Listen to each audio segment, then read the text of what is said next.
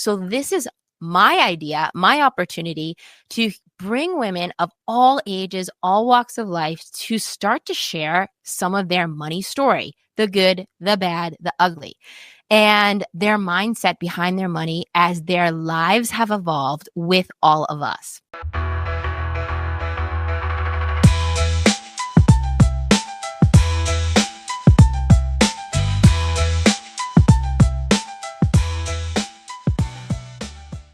So now we can go from, instead of looking at influencers who are all looking to market to us, I feel like that's so like networking 101, right? I want to know more about like the Maggie that I see and I know I love, of like who you are and where did your money story start and where has it evolved to at this stage of your life? Great question. Very thorough. So I can say, as far as a money story, I can get into that, but I'm one of 8. And mom and dad were very busy, and they actually had 6 miscarriages on top of 8 children living. So we had a very busy household. Wow. Yeah. I would say. And, yeah. Mom's head was spinning most of the time. She had trouble balancing everything. And dad had a job as a janitor. So there wasn't a whole lot of money. We got money. I mean, we got food at food banks. I wore hand-me-downs my whole life from my one older sister and love her to death. But she wore little Bo Peep outfits, and that's what I got. And I hated it because I was a tomboy. I can see it now. Yeah. And I had like 12 years of Catholic school. So I had to wear uniforms, which was fine for me because I was never a frilly girl, or I never was into fashion. I just really wanted to hang out with the guys. And then I guess what I realized after going to college is that I have a lot of energy. I have a lot of life. I like to have fun in the sense that I don't want businesses to run the same way. I don't want routines. I don't want schedules. Like in that regard, I need more freedom. And when I saw how the money was tight in the household, how everything was hand-me-down, if you came late to dinner, you got nothing. So I had 4 brothers. So the 4 brothers would come in and they'd automatically eat all the food, their plates. And so you had to fend for yourself. So I started with babysitting jobs way back when, and, delivered newspapers. This is like grassroots, if you're asking. And, delivering newspapers and stuff like that just to make my own money because I wanted something besides what was thrown on that plate every night. I don't like people telling me what to do. I don't like people telling me how much I can make. I don't like to be put in the pool of people who are all making the same thing, even though they're not really doing the same thing, because a lot of people can slack off. I like to be paid for what I do. I had to work, and I didn't want it to be paid by a corporate, paycheck. I wanted my own. Yeah. And a lot of people that listen to this show, because that's what we talk a lot about, are entrepreneurs, working like they are, where our focus here is like how you make, manage, and multiply your money. But we always talk about how it starts with your mindset. Yes. And that's why I always lead with the money story, because when the money story we realize, I like to say it comes from your parents, preachers, and teachers, we always say, is like people that you have 2 ways your money story can develop. It can be through experiences and events that shape you, sometimes when you don't know it, right? Sometimes it's unconscious, or through observation. And also too, that can be such a huge motivator for you, right? So a lot of times, sometimes it's not what our parents modeled for us. It's what our parents showed us that, or we didn't have. That can be a really, really big motivator, which it sounds like it was for you. And remembering too, is that, like, I always say this, is like our parents did the best they could with the resources they had. And that hunger as an entrepreneur, I totally can relate to. It's where, like, man, I don't ever want to work. I always say a bad day in my own business is better than any day in someone else's. Oh, I right? love And that. that's like the huge thing is that when you feel that calling to be an entrepreneur, maybe it evolves over time, just that you could really um, be your own best provider, your own best advocate for your financials and how you make money is such a huge like thing. So I love hearing that story. I always like it gets me so excited when I hear that. And then once you decided you knew you didn't want to work for anyone, and tell me a little bit about like what that chapter of your life looked like that transitioned into you like starting to like make and then like manage and wanting to multiply your money. So I went to college for business, and I thought I wanted to get into retail management. And so I did. And I got in as a retail manager, and I'm in a store and I'm working Friday night, Saturday night, all day Sunday. And then I was with the rest of the world who was working and I was off. Hmm. So I'm like, this is not my life. This is not what I want to do. And then crazily, I went into waitressing, which has similar hours, but each one, Especially in college. yeah. But the waitressing allowed me to see if I did a good job, I could get more money in my pocket. When you're in retail, this is your salary. This is what you got. This is what you take home, the end. And I realized in waitressing, you know, you had more money in your pocket. So I'm like, I have to do something that gives me the ability to make more money if I work harder. And so I did originally go to small companies that offered commission. So I was in a sales position and commission, and then commissions, I work harder, I'd make more money. I'm like, okay, what if I didn't work for a company? What if I found a way to make money?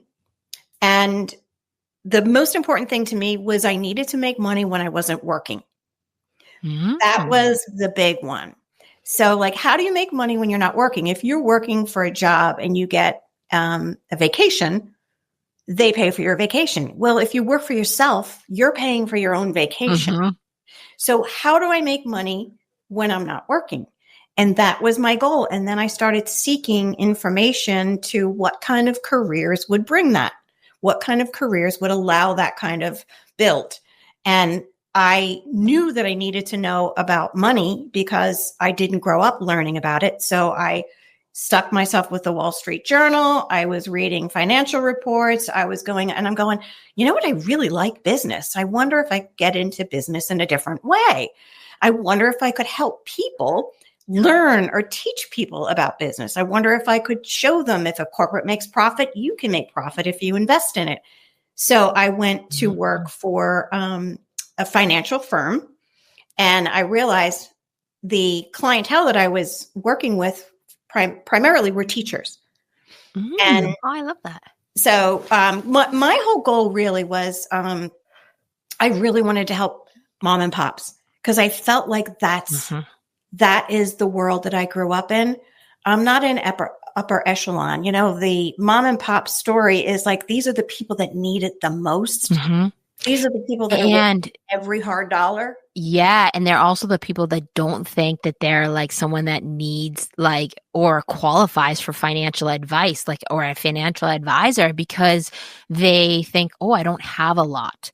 And I think that's a huge lesson too. Like distinction is that like you can never think, you know, I can't, you can start so small. You can start so small. And that was the beauty, like the working with teachers. Like some of them, teachers weren't making the biggest salaries, but I said, you know what? You're getting paid every 2 weeks. Take $50 out of your paycheck every 2 weeks. Take $50 out and invest it. I started with young women who were in their 30s and worked with them for 20 years, let's say. And, you know, they were doing $50 a pay and now they have $500,000 saved, you know, and I would just keep meeting with them. Yeah. Like a little money. And so if I got 150, 200 clients, I could go on vacation and I would get a little bit of that money every time that, you know, they contributed. So it was a way to build a business, help people. And I could see how proud they were, you know, that they did this work. And that builds momentum, right? We talk a lot about that here too, is like, how can you build money momentum? When you're in a mess, it's so easy to think that like you'll never get out of the mess. Yes. right? And it's Absolutely. about how like small steps lead to big gains. I always like to say, small hinges swing big doors, Hmm. right? Meaning that like we're taking like minimal effort, like even just sitting down with someone that's a financial advisor when you don't think you have more than $5 a week or whatever. Mhm. And I love those like success stories. Did you ever read that book, Smart Women Finish Rich? It's Yes. by a guy named David Bach. That book for me was really eye-opening. Mhm. And one of the things is that like he would talk about like even the latte factor. And this is Absolutely. more prevalent now than I feel like that ever is like you go to Starbucks, you go to any specialty coffee store, you're spending $7 to $10 on average on a coffee every day. Mhm. And that's like you do that 5 days a week, you're at $50. And it's also such a testimonial to like that mindset shift of like that just like even a small amount can make Yes. such a huge difference. And that once you start making those small changes, that it builds momentum.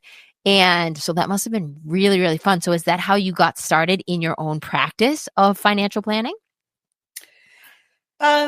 Yeah, probably my own practice was I started with a company and they gave me the training because here's the thing. Um, It's like you can't go into this world and help others unless you know what you're talking about, just like in any industry.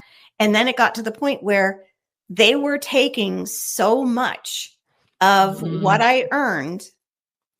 That's when I finally said, there's got to be a better way. I understand you trained me. I understand that, but you're taking like 60% of what oh I'm my God, yeah. making. And so I felt like I had paid enough for my training. It was time to go on my own. And Yeah, I that's, love that. that's when I set up shop for myself and didn't have an office at first because most of my clients were teachers. So I would just go into the schools and see the teachers until I got to the point where I was doing too much driving and not enough working. Yeah. And then I set up shop and Yeah. So you kept it lean and mean as you got planning. started And and like, your example is perfect, Kendra. Like, these are the things that I try to teach people, like that one Starbucks coffee 5 days a week. So mhm. what I had said to you, I'm helping teachers just to put $50 every 2 weeks away. I said, just stop coffee. Yeah, it's amazing. It's And so easy. and And make it at home. Make it yeah, at home. Put your special you don't powders have to not in have it. and get a nice Yeti mug and bring it on the Yeah. road with you. And And I mean, now we're living in such a different world too, where it's like I one of the things I do regularly is I audit even how many apps I pay for on my phone. And I was like, in seconds, you can go look in and just even last month I did this. And it was a couple $100 of stuff that I had going out that I was like, oh, I forgot that I paid for that. What that looked like. so eventually I ended up getting my own office in Peabody. And I guess the ones that were the biggest wins for me were the young teachers who just got married and they're buying a Mm. house and they're either pregnant or they just had their first child. So you're looking at the responsibility of I still have to have a job, I have to take care of a child, I'm paying the bills for my Mhm. home, I'm paying off school loans. And so I will break it down for people. And the thing is, I find that people are not comfortable with is really understanding their money. And the Mm. understanding is kind of like you were saying, we all have a phone in our hand. So I would teach them on the phone, like I would say, a ticker symbol. Ticker symbol is something you would use for a stock or a mutual fund. And I would show them how to put their ticker symbols on their phone. And they would look at it so they could learn and they could see my portfolio went up today without having to open up their account. Yeah. But that little bit of extra time that they would do that, they would say, oh my gosh, I just made $100 today. I'm not going to go spend it on something stupid. Mhm. So I work with their mindset and they would see how they don't need this right now. The impulsiveness of having everything on your phone and click this button and it'll get sent to you and ship this over here. People don't realize how much they spend. So I would have them do budgets on their phone. Every time they spend something, before I work with them, sometimes I'd say, I'm going to do a month with you. I want you to log every single spend. Every single spend, even if you just do it on a notepad on your phone. Now I have to physically go get that card if I'm going to purchase something. And where this made the biggest difference was because I was like, there's times where I like in between something will happen of me doing that purchase versus if the card was in there, it could be impulse, right? Yes. So now I have to work for it. And it also makes me think about it of like, do I really need this? Or do I really need this right now just because it's on sale? Or do I need 3 of them because they're on sale? Right? Like, no, the answer is usually no. So I think that is such a huge distinction you just made about how like there is very small things that if you don't actually bring awareness to, how are you going to create some change from it?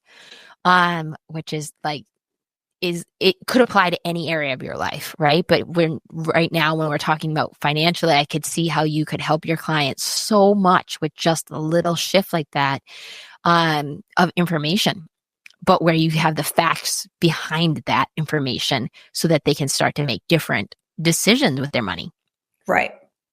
And I also love that you touched on the fact, like I said, we always talk about that here, is like the foundation of this is your money mindset. And so share with me too, is like, we got a little bit about where you started, like how you were raised. Share as you became an entrepreneur and you started managing people's money and showing them, empowering them on how they could multiply their money. What was some of the mindset shifts that happened for you as you watched people's accounts grow? Maybe what is like some huge financial win maybe you had that like really shifted your mindset in like whatever chapter you want to cover? Wow, that was kind of another loaded question. It was multi-layered too. So yeah, I can say for me, one of the most important things is as far as mindset is concerned. When I started in this business, there was a lot of fear and insecurity because there's a lot of people who know a lot more than me when you get started. So there's this feeling of like, why would someone trust me when they could go to somebody who's been doing it for 20 years? And so, yeah, I had to work through a lot of that stuff, and I couldn't always do it. I couldn't always emotionally do that because I had to work through that myself and I needed help. So I did a lot of personal growth. I did a lot of, I followed Tony Robbins for years and years and went to his, business mastery classes. And I would read self-help books and personal growth.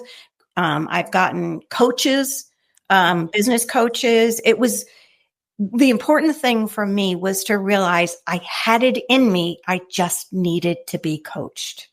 I had the desire. I just needed to work through the fear. I needed to work through the steps that would hold me back. And things like this kind of a podcast that you're running are helping so many people out there because they think they're alone in this story and they're not.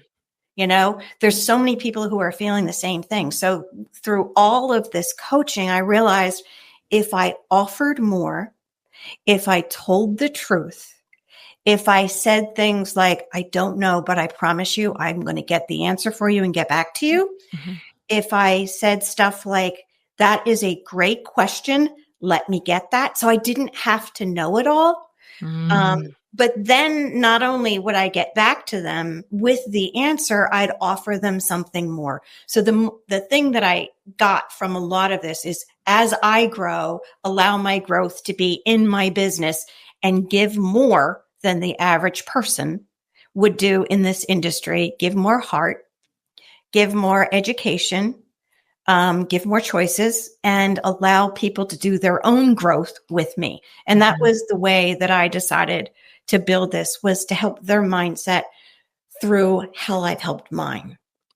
Yeah, I love that so much, Maggie, too, because like I always say this is that like I had a mentor or a coach that really shared this one thing with me, and it really hit me hard because they should help you grow to the level and then release you to grow with someone else that's taking you to the next level that maybe they don't serve, right? It should be much more results driven versus um, in my opinion, versus there's a relationship there, but it could be an ongoing relationship, but you might not be working with that person because you've evolved. They've helped you get to that next chapter.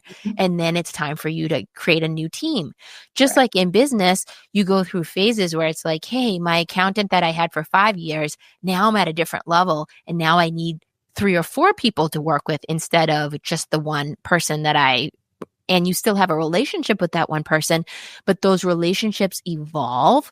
And I also think this brings me to a really good opportunity to ask you, like, share a little bit about like one of your biggest money struggles, and what was the obstacle? How did you get through it? How did it help you grow as a person? Because I think that there's both the growth that's led through evolution, led by coaches, led by mentors, but then there's also the growth that we learn from, we talked about at the beginning. Experience is often the best teacher.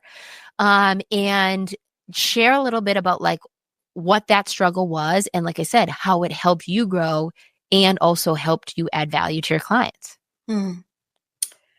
So there's actually two different money struggles that I was thinking of. And one is when I first started in this business, independent, you always work for a broker dealer. You have to clear your business through someone. Mm-hmm. So there's always a broker dealer, and they do the compliance on your work as well to make sure you're legitimate and not scamming people. Mm-hmm. So that's in play. So they're always going to be my watchdog. But I was my own, and I was on the road, and I didn't have an office. So I was traveling all over the place, and I was going to see teachers, and I was realizing I was working 11 and 12-hour days because I was on the road. So every time you're driving, you're not doing paperwork. You're rarely making phone calls, because when you're talking with someone, they need you to look something up. So I got home and the paperwork was piling up, and I was stressed to the max. And I'm like, I don't know how I can do this anymore. I got to build my business, but I can't build it because I can't keep up. And it was the scariest thing that I've ever done in business, but the smartest. And I hired an assistant. And the reason I didn't get an assistant in the beginning is your mindset is like, how can I train somebody? I'm already working 11 to 12 hours a day. And I had to think short term. I had to think you only have to train for maybe 5 hours a day for 2 weeks, leave them alone, go 2 hours a day, then scan it down. It'll be okay. And the greatest lesson I learned is now I could build my business. She did all of the things that took the time that, quite frankly, I really didn't like doing. And I could do the things that I loved, which was meeting with people, researching funds, researching portfolios. I could help people with my skill, get somebody who's very good at their skill to run my business. And scary, scary, scary, but I would never go backwards. Oh, I love that. And that's like, every woman that's an entrepreneur that's listening to this is going to know exactly what you're sharing, because I feel like that is probably one of the biggest money hurdles when you own a business, is when you need to start to scale, but you don't feel like you can afford to do so. Right. And then also what you're highlighting too is that this is where like, and in real, share it from a real estate term, because that's always the one that comes up for me, is like, we look at a property and we say like, what's the highest and best use of this property? Right. And we have to look at like that as women ourselves in business, of like, hey, what is my highest best use in of my time?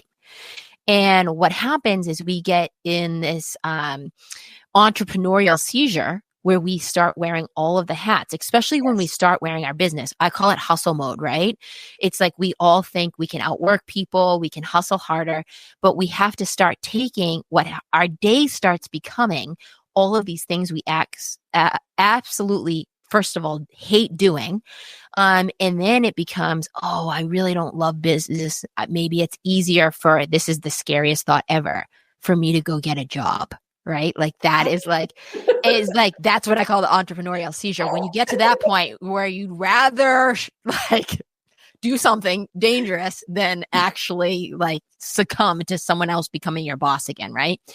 And this is such a huge hurdle. I would say that, there's 3 hurdles that when I work with women business owners that come out consistently. Number 1 is hiring, right? And I always say the hardest part of owning and running a business is the people, right? Not the clients. It's the people that you need on your team. And I was almost in bed for years, on and off, the couch and stuff, still working. My assistant was working in my back room in my house. And I was barely making ends meet. I couldn't have done it without her. She was there. She helped me with it. But that's actually, the time. It's one of those things where the pain hurt so much. I hurt my back so badly that, I started wondering if I had to leave my job and, go on disability. It had gotten that bad. And that's when I sought out, Tony Robbins, because I know mindset can help a lot, with struggles. And the struggles can be, family struggles. It can be emotional struggles. Mine happened to be physical struggles. And I needed to work with, and I was taking pain meds and everything. So the pain meds were making me just not care. When you get to the point where you're hurting so bad, you just don't care. You just want to get the day over with. And it's not a place I wanted to live. So, and it affected business, because when you're not in a good mood, who wants to do business with you? So I had to work on my mindset, and I listened to Tony Robbins stuff. I listened to more podcasts online, and I said, to myself, I can continue to live this way and live in despair and feel like nothing's going to turn out. Or I can shift and find a way to see the beauty in every single day and see if there's healthier ways that I can manage my body. And so I changed my diet. I changed my mindset. I listened to tapes every day. I listened to music. I got back on the road, got off all of my medication. And it had changed me to the point where I was in control of my life again. And it was a mindset. My body still has chronic pain. Yeah. And I'm still seeking a ton of information and going to different doctors and resources to help with this. But it no longer runs my life. It no longer takes over my mindset, because my goal was not just about me. My goal was about helping others. And I love that. When you're doing it just for you, it ends real fast. When you're doing it for others, there's just so much more meaning for that work. Yeah. And I think too, is that like, and you and I are involved in some things where we're really starting to see like the connection of the mind and body is so powerful. And I always say this too, is because this is part of my personal story. Love this question. So direction I'm in now is I've officially retired. I sold my practice, and it's another cool thing about having your own business. Most of the time, can't say 100%, but most of the time you get to sell it. Yeah. You have a sellable asset. And that asset becomes part of your retirement. So I built a really nice business. I actually had 4 buyers for my business because it was too big for one. And I split it up in a couple different ways, meaning it took me a year and a half to officially sign off on all of it. And I slowly left. And I really did that because I built a business that I absolutely loved. Loved every minute of it. I would get hugs and get presents from people, and I would get referrals from people. And, it was just such a soul satisfying business for me. I'm not your typical financial advisor. People. I think everybody can see that. People would come to my office, and we would do tarot cards. Okay. Oh, I love that. Ooh. But not for finances, just for fun. and so it took me a year and a half to sell it because I had trouble letting go. And that's how much I loved it. And I kept my favorite clients. And then eventually they also were moved on and introduced them to the new advisor. So they're in good hands. Mm-hmm. And now I was in Massachusetts. I moved to North Carolina, and suddenly having a lot of time on your hands. And I'm used to being needed. I had 450 clients. So I am so used to being needed to all of a sudden no one needs me. It was a real transition for me. But it was also an opportunity. Like when I was working, I was always in chronic pain, and sitting was the worst thing. So what do you do when you're an advisor? You're sitting. So now I'm 100% into my health. I'm working out all the time. I'm doing things that are for personal growth, but not business growth, just me. I'm painting. I'm now doing crazy crafts at home. It's like a life of, if you were to sit and paint your own picture of what you wanted to do in your home and just in your environment. Yeah, we all want to travel. We all want to do that kind of fun stuff, which I'm doing. But I want to have my life feel fulfilled. And I had a conversation with you once, and you said, even in retirement, even what you're doing, you have to do something that's somewhat of service to others. Mm-hmm. And because that's what always gave me fulfillment. So I'm painting, and like every other picture, I'm giving away to someone who goes, oh my God, I love that. So I'm giving pictures away. I'm doing a lot of it's not big stuff, but what it is stuff that's making my heart really happy. Mm-hmm.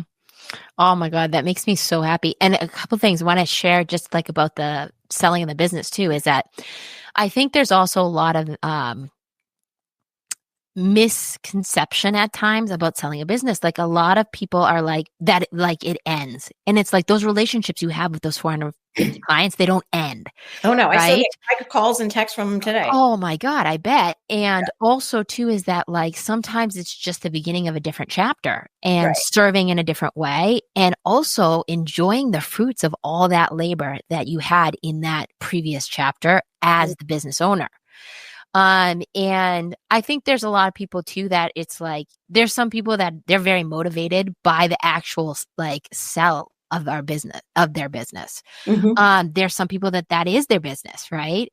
Then there's other people that have, selling is a real tragic part. Like they had to do it for a different reason. Mm-hmm. And it comes down to intention again, is like that you were very intentional, even with the sale.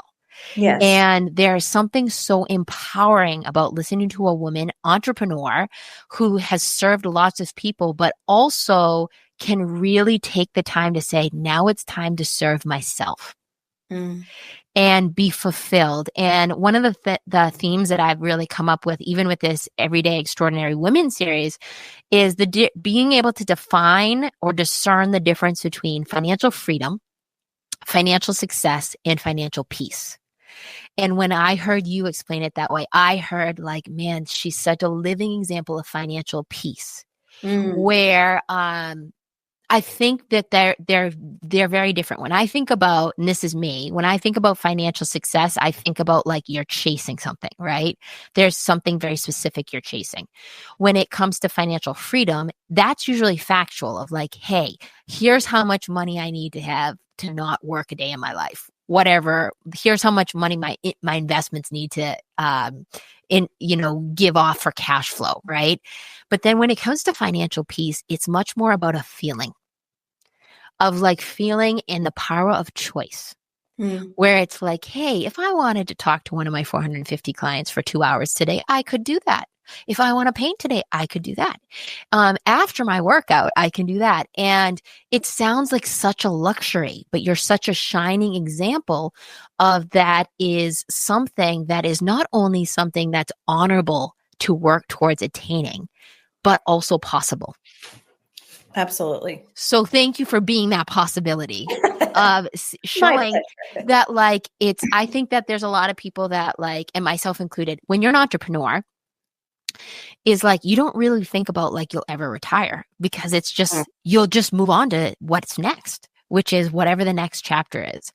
And there's so much power in being able to define that instead of let it go to default, where it's like, hey, I'm retired now and I sit and I play Keno and I, watch Hallmark Channel movies starting in October, right? Yeah. Neither one of us would be excited about that, right? Yeah. So, and just remembering also too that it starts, just like you said, from an intention of just completely serving. And that's exactly what you just did today with sharing your story with with me and our listeners, because this is why, like I said, this series was so important to me, because I want us to move past, like I said, looking and getting all of our advice and our inspiration from influencers who sometimes aren't the same behind those posts they're making. Right. And they don't have the intention of, hey, am I living a fulfilling life? Am I surrounding myself with people, places, and things that are important to me? Right. And what a gift that is that you have, that's what this chapter is looking like for you. And that you're giving yourself that grace to do the deeper work that you might not have been able to have the luxury of when you were in hustle mode or in scale mode or in sell mode, and to just really savor that gift in that time.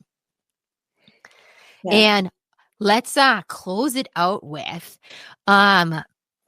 what's the biggest message or that you would want to tell women, whether they're entrepreneurs, just about life, finances, you name it, in closing? What is maybe it's someone that doesn't see themselves financially savvy. What would you really want to impress upon them? So, I guess a main lesson would be,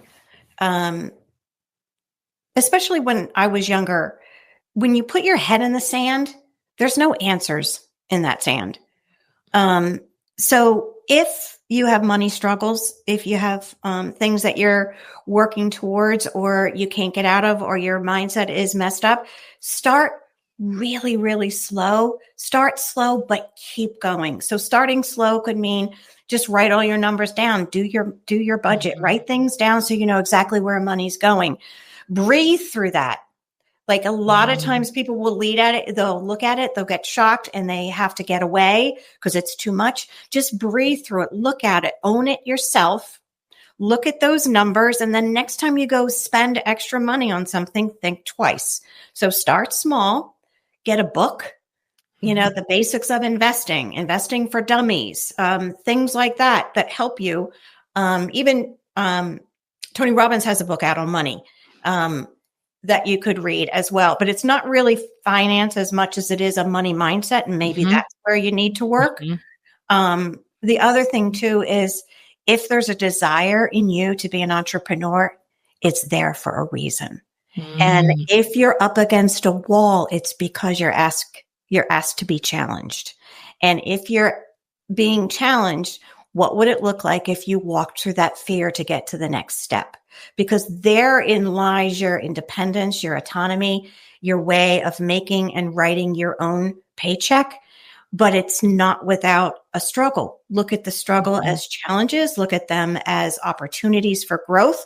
Look at this as I'm scared to death, scared as hell, and do it anyway. And most important is understanding your own personal value. Without that, it's really hard to move on. So understand you have something to offer the world other than what other people are offering. So stand out, find a way to stand out and stand up for yourself. Oh my God. I love that. That is mic drop for Maggie. Because it is, I think there's not a woman, definitely not a woman listening to this that doesn't need that reminder. Myself included at times, just to really honor what you bring to the table and find more ways that you can do that more often. Right. And that I think is a really big step towards fulfilling, leading and loving your life. Mm. and not just like making peace with your money, right? That is a huge step. And I have so enjoyed having you share and drop your wisdom Love. today. And we'll have to do this again. All Sounds right. great. And thank you for helping me kick off this series. If you are a listener, please, please, please share this with someone that you know that might be able to benefit from the information and the gold that Maggie dropped today. And as always, please remember to rate, review, and subscribe Mom's Making Dough. And we'll see you next week. Thanks, Kendra. Bye, Mags.